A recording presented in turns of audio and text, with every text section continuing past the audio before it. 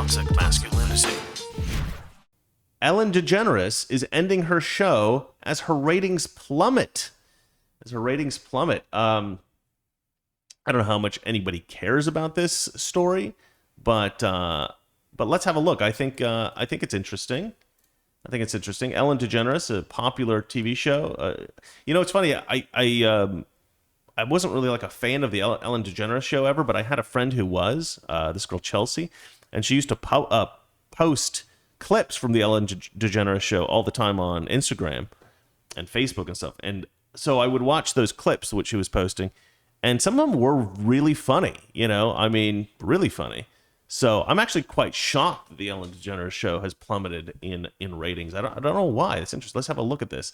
Talk show queen Ellen DeGeneres is reportedly planning to end her long-running daytime show next season as she deals with plummeting ratings and continued fallout from her show's workplace misconduct scandal. The outlet said, this would be the Hollywood Reporter, said Ellen DeGeneres is expected to make an official announcement on Wednesday's show. She's expected to sit down with Oprah Winfrey. When you're a creative person, you constantly need to be challenged. And as great as this show is, and as fun as it is, it's just not challenging anymore. It's just not a challenge anymore. Actually, it's too much of a challenge, I guess, at this point.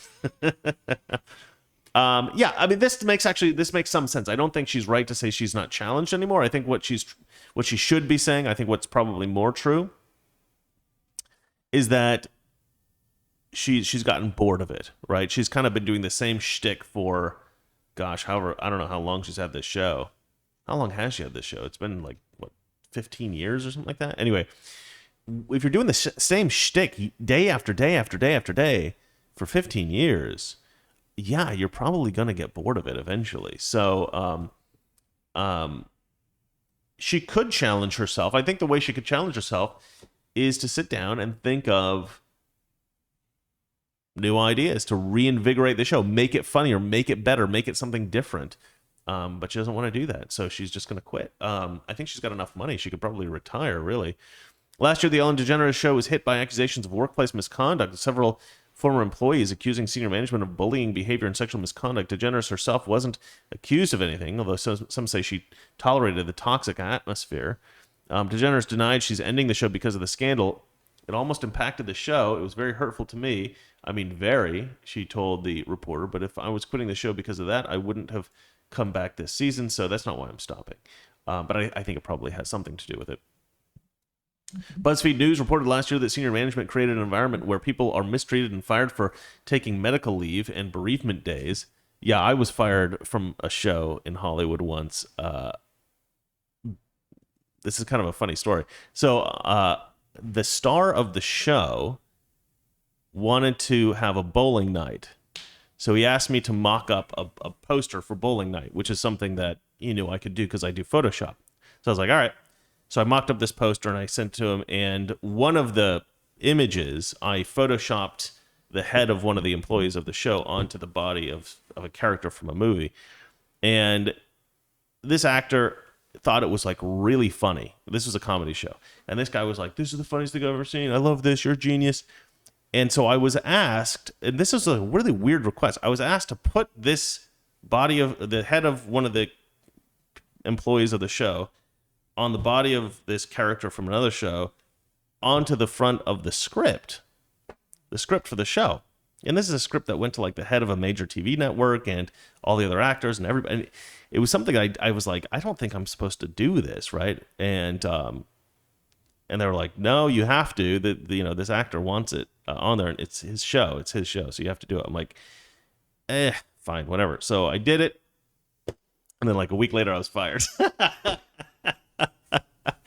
The producer fired me. I guess he thought it was easier to fire me than to talk to the actor and be like, oh no, we can't have this anymore. So they just fired the guy who created the character and was putting it on the script. So I was gone.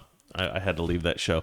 So yeah, I mean, Hollywood's kind of funny, guys. You can, I mean, it's always, Hollywood is crazy because people go on these power trips and they just treat people like garbage. I don't actually think I was treated like garbage. I think that was just a weird situation where that was the easiest solution for them. And yeah, but it's the way Hollywood works, man. It's not fair. Hollywood is not a fair environment. It's not like the most talented people are successful in Hollywood. Definitely not. I do think that Ellen DeGeneres is talented. I think she was able to create a very successful show because she's funny and she's got this, she's got this vision, and she did everything right. She did everything right. I can't criticize her for her success was, her success. She was successful. But yeah, I mean, there's a lot of people that I've met in Hollywood that are very successful, and they have no talent, and they have no, they're not intelligent people, and you don't know how they're successful. And then there's other people who are amazingly talented, very intelligent people, and they can't seem to find any success at all. I mean, I have a friend who is, I think, one of the best comedians, one of the best actors I've ever met, and he cannot get work anywhere. And I don't really know what his deal is, actually, because he's not even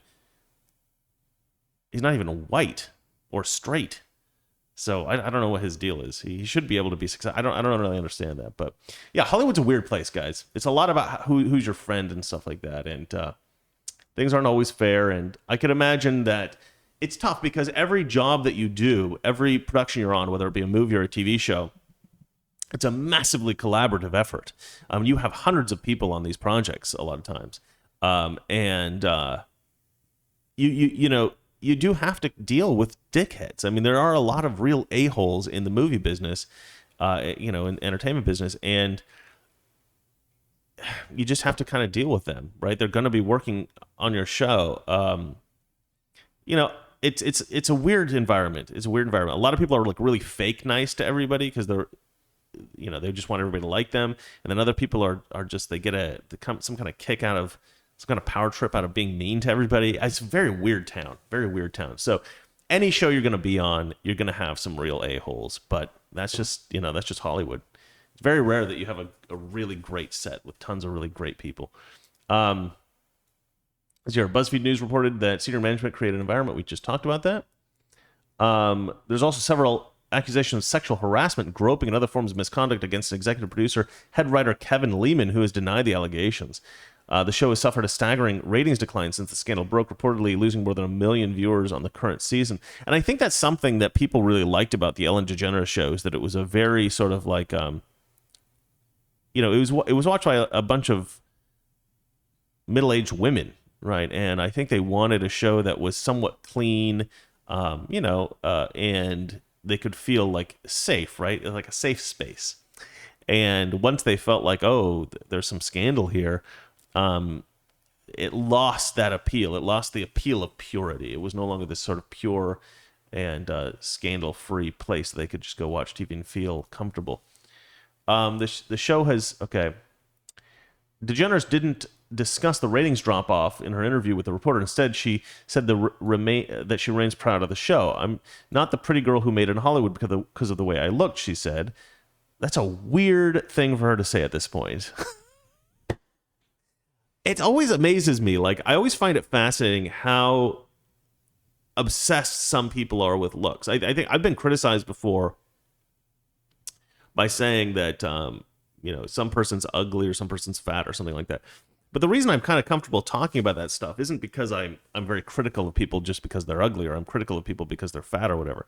I'm critical of myself for getting fat, but but that's because that's not my typical state. It's because I'm so sedentary doing this job. And I could easily fix it by exercising every day anyway, whatever. Anyway, so, but, I'm not critical of people for being ugly. I'm not critical for being fat. But I do recognize that society does work differently for different kinds of people, right? Very attractive people, society works one way. Average people, society works another way. Ugly people, society works another way. Fat people, society works another way. And so I do think it's important to identify what the distinctions are for all of those different people. And there are different distinctions for the way society works for black people, white people, Asian people, Jewish people, and that kind of stuff. I don't think in America it's as significant as being good looking or being ugly. I think being good looking and being ugly are much, you're much more likely to have a different life, or for society to perceive you differently, as it will if you are black or white, right? That's what I think. I genuinely think that. And so I often use those different things to contrast each other here in America. In other countries, it's very different. But in America, certainly, looks has a huge impact on how society treats you and how you're perceived and how you perceive yourself and this sort of thing. And I think this is a good indication of that. And obviously, Hollywood is a place in particular that is Hollywood is, I think, falsely perceived as a place that's particularly shallow. In some ways, it definitely is. It's appropriately perceived that way. But weirdly, most of the working actors that you see are not that good looking. Like, yeah, big stars are often very good looking. You know, you've got, but only a certain percentage of them. A lot of working actors, just regular folks, are kind of weird looking people. Because you don't want everybody in a movie or everybody on a TV show to be good looking, right? Because then you could have people that actually overshadow the actors. And then you've got a show like Silicon Valley, which I just rewatched, great show, and everybody on that show is weird looking. You know, there's very few good looking people on that show. So this idea that Hollywood is particularly shallow and obsessed with looks, certainly in some cases there's some people out here that are like that, but for the most part, I think Hollywood actually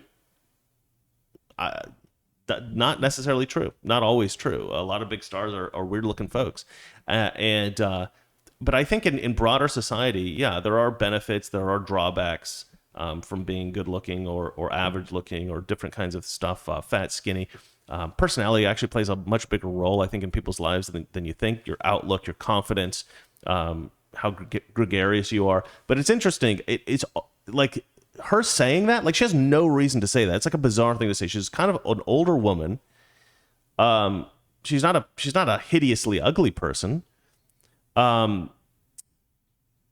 weird that she says that. And so that indicates to me that she still has a hang up about this, right? Because there are some people who get really hung up on how good looking they are or how they're perceived physically in society. And this is something that she wasn't compelled to say anything about this. Nobody said anything. This wasn't like a response. She brought this up herself. I'm not the pretty girl who made it in Hollywood because of the way I looked. That's just very telling to me that this point in her career, how unbelievably successful she is, and she still is hung up on this idea that she's not the prettiest girl in Hollywood. That's weird to me. You're very successful, Ellen. Nobody's thinking about that. Nobody's thinking about that. I worked from nothing to doing stand-up. And also, I would like to say this. I know a lot of very, very good-looking people in Hollywood who are not successful. And I think one of the reasons is because there is a certain amount of vitriol that you have to deal with if you're very good-looking in Hollywood. There's a certain percentage of people out here that will just hate you. They'll just hate you if you're very good looking. If you're a woman or a man, they'll just be like, oh, yeah, you're very attractive. And they just won't like you. They have a kind of resentment of it. So this idea that, oh, being good looking is going to somehow like magically make you a star. How can she still have that perspective? That's totally wrong. A lot of the most successful people that I've met out here in Hollywood are like regular looking or kind of ugly people. This is an inappropriate perspective of Hollywood. I worked from nothing to doing stand-up to having this career, and I'm so proud of this show. It's the best thing I've ever done in my life, and I miss everything. And so I'll miss everything, but in my gut, I know it's time to do something different. And I mean, she is right. She has, from nothing, developed this great show, and she has been very successful. But to contrast herself with like beautiful women and act like beautiful women have such a much easier time of it, that's not true, Ellen. That's just not even true. You have a much better chance of being a success in Hollywood if you're a very, very funny woman than if you're a very, very attractive woman. So she was at an advantage from the very beginning. She acts like she was at a disadvantage. Not true. You were an advantage. Ellen, don't pretend that you weren't. Okay. Let's move on to the next story, shall we? I like this one. This is a good one. This is another one about Hollywood to some degree. It's also about cancel culture. Donald Glover says cancel culture is making TV boring. I love this. It's such a great perspective on this whole thing. So Childish Gambino, which is his rock star name ever since he's become a musician, I know him as Donald Glover because one of my favorite shows ever is a show called Community, and he was an actor on the show Community. Fantastic fantastic comedy actor, really great. The problem with Donald Glover, as I see it, is that toxic masculinity. Weekdays, 9 p.m. Eastern, 6 p.m. Pacific.